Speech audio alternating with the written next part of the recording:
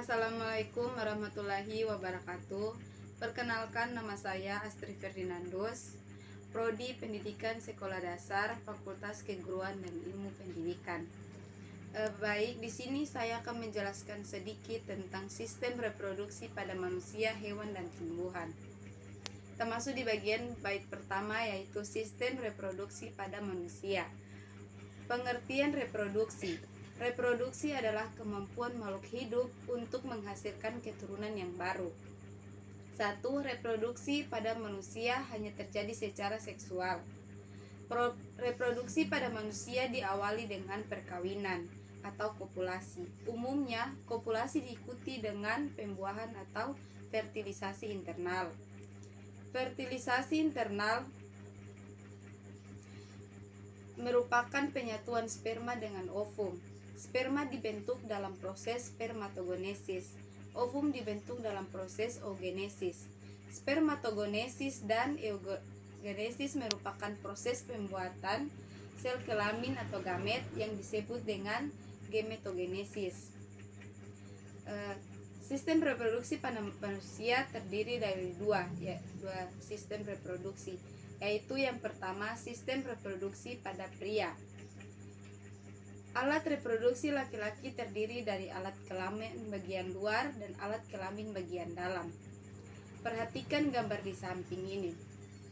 Alat kelamin laki-laki bagian luar terdiri dari penis dan skrotum, sedangkan alat kelamin bagian dalam terdiri dari testi, epidimis, vas deferens, prosta, fecista, seminalis, dan kelenjar bulbourethra.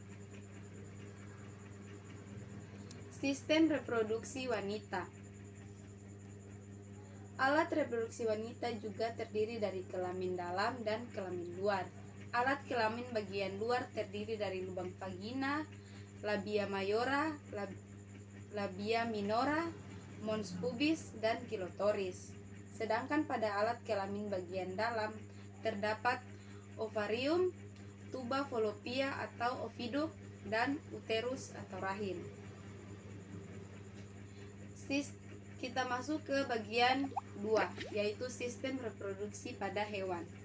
Secara umum, reproduksi pada hewan terbagi menjadi dua, yakni reproduksi aksesual dan reproduksi seksual.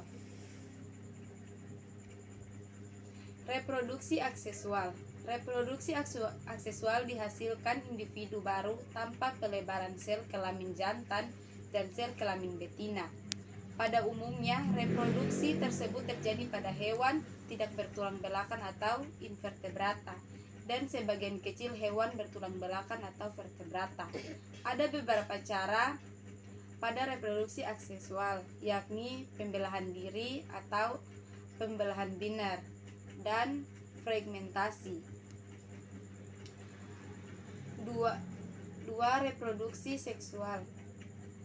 Pada reproduksi tersebut melibatkan organ kelamin jantan dan betina, serta ditandai dengan peristiwa pembuahan atau fertilisasi. Pembuahan bisa terjadi di luar tubuh maupun di dalam tubuh.